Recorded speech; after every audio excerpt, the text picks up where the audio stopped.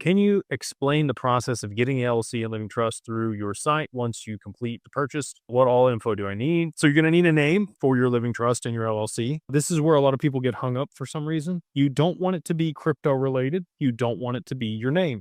Your trust can be your name, but the LLC that you're using to operate ideally would provide some more anonymity than that. I would recommend, probably not naming either one something that's blatantly obvious who you are.